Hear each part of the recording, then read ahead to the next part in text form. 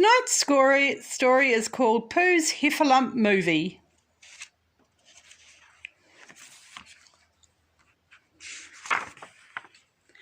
It was a lovely day in a 100-acre wood. It was a surprising day too. That was because Pooh and his friends had found tracks made by a terrible, scary heffalump. Rabbit formed a search party to capture the awful beast, but he left Roo behind. He said Roo was too young to help. Now Roo was young, but he felt very brave, so he set out on his own to catch a heffalump. I just know I could catch one, Roo said to himself as he ventured into the heffalump hollow. But soon Roo found out that hunting a heffalump was not so much a matter of finding him, but letting him find you, or rather, letting him find your lunch. Roo quickly discovered that his lunch was missing, so he followed a trail of biscuit crumbs until he was face to face with a very odd-looking creature indeed. I really need to go, said a frightened Roo. I've got to catch a heffalump. You can't catch me, the creature giggled. I'm a heffalump. Roo couldn't believe he had found a real heffalump.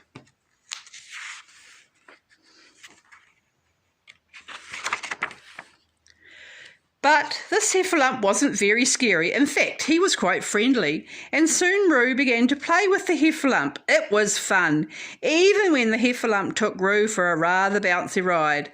After a while, Roo said, "You've got to come with me." "Why?" asked the heffalump. "'Cause I'm a grown-up," Roo exclaimed. "A grown-up," said heffalump. He was very impressed. "You must have your own call then." Roo looked confused. "My own call?" Roo's new friend raised his trunk and made a wheezy sneezing sound. The heffalump laughed and said, "Like that? Only better." Roo learned that grown-up heffalumps each had their own loud trumpeting call. He also learned that heffalumps had mamas, just as Roo had Kanga, and heffalumps had names too. "Everyone calls me Lumpy," said the heffalump. Roo took Lumpy back to the 100-acre wood to meet his friends. They stopped at Pooh's house so Roo could show Pooh his heffalump. But Pooh wasn't home, but his honey was, and that was when Roo learned that heffalumps liked snacks. He also learned that heffalumps liked to play games, and they were very messy. Most of all, Roo learned that heffalumps weren't the least bit frightening. They liked to have fun just as Roo did, and they sure made good friends. "Lumpster," Roo said, "you're not captured anymore."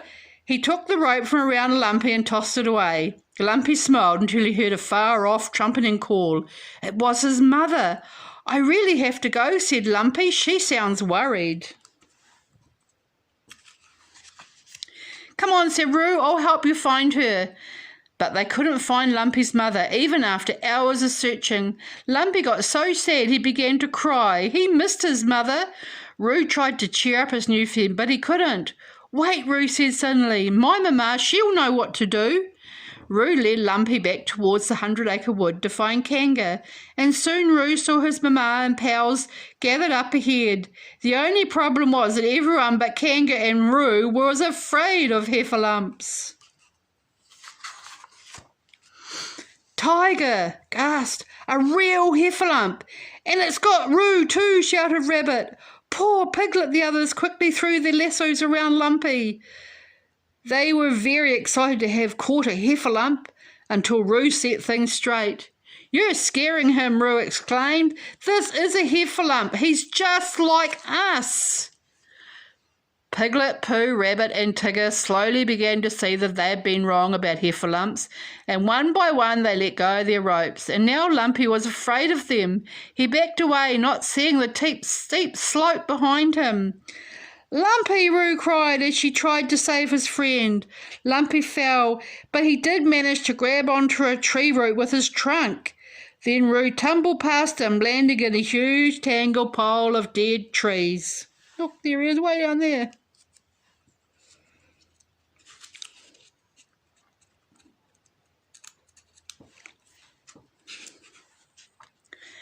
Roo was trapped.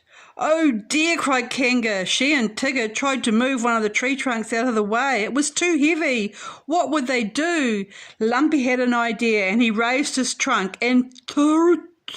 This time his call didn't sound anything like a wheezy sneeze. Lumpy had found his call, and soon from the depths of the forest came an answering call, even louder than Lumpy's.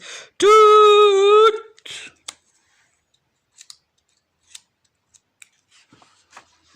Lumpy's mother came crashing out of the forest, grateful to have found her son at last.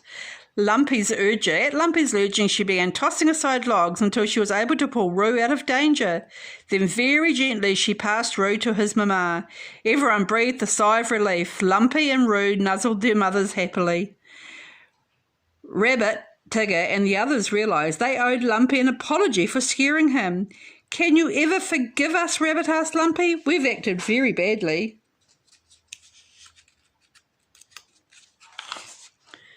And that was when Roo and his friend learned two more things about Lumpy. He was quick to forgive, and he was going to fit right in.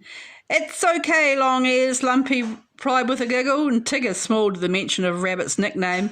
"Oh, I like this kid already. Hoo, hoo, hoo." The end. Good night, everybody.